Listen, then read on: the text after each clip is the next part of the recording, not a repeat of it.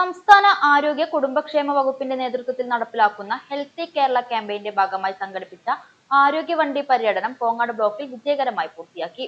Palakkad block പഞ്ചായത്തും Kongad block കുടുംബാരോഗ്യ കേന്ദ്രവും സംയുക്തമായാണ് പ്രചാരണ ജാഥ സംഘടിപ്പിച്ചത്. കോങ്ങാട് ബ്ലോക്ക് തല സ്വീകരണം മണ്ണൂർ കുടുംബാരോഗ്യ കേന്ദ്രത്തിൽ MLA ശാന്തകുമാരി ഉദ്ഘാടനം ചെയ്തു. ജില്ലാ പഞ്ചായത്ത് മെമ്പർ ശോഭന PR അധ്യക്ഷയായി.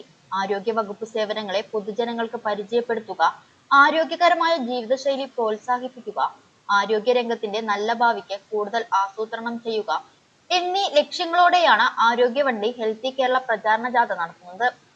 കോങ്ങാട് ആരോഗ്യ ബ്ലോക്ക് തലത്തിൽ മണ്ണൂര്, കോങ്ങാട്, കല്ലടിക്കോട്, വള്ളിക്കോട് എന്നീ കേന്ദ്രങ്ങളിൽ സിനിമാ പ്രദർശനം, ബോധവൽക്കരണ പരിപാടികൾ, വൈവിധ്യമാർന്ന കലാവതരണം എന്നിവ നടത്തി.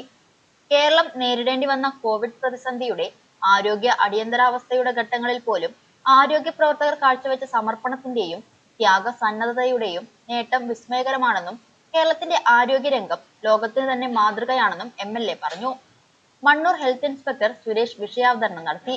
ബ്ലോക്ക് ആരോഗ്യ standing committee chairperson Dhanya, Mannur ഗ്രാമപഞ്ചായത്ത് വൈസ് പ്രസിഡന്റ് ശ്രീദേവി, അൻവർ സാദിഖ്, ഹുസൈൻ ഷെഫീഖ്, നജീബ്, അമിത തുടങ്ങിയവർ മണ്ണൂരിൽ ഉദ്ഘാടന പൊതുയോഗത്തിൽ സംസാരിച്ചു.